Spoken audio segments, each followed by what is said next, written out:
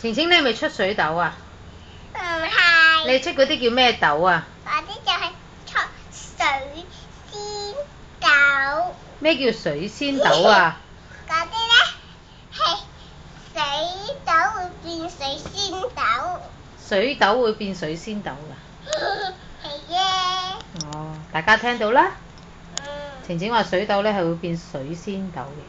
點解今日你會講水痘咧？因為晴晴出乜嘢啊？出水痘，跟住會變水仙豆。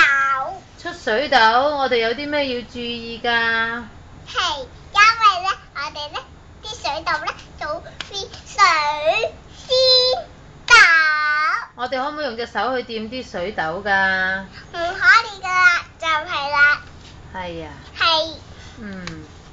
你而家出水痘嘅心情覺得點啊？唔開心。點解呢？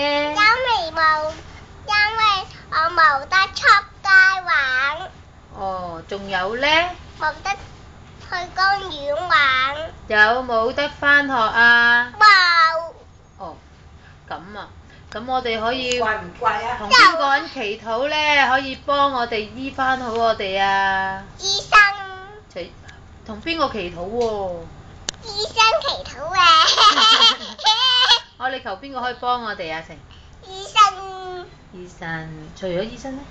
主耶穌。主耶穌點祈禱啊？不如而家試下。我識祈禱。好啊，你而家祈禱嚟啊！天父。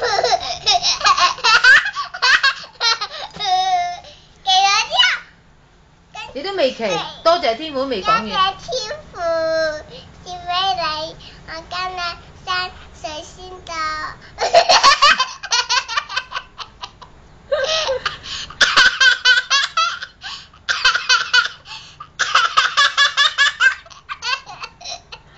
正經啲。你個祈禱係失敗咗㗎，因為同天父講佢生水仙豆喎。好，晴晴再嚟過啦。好啦，我哋再嚟講啦，係。多謝天父賜俾你，我今日生水豆，水豆會變。求天父點啊？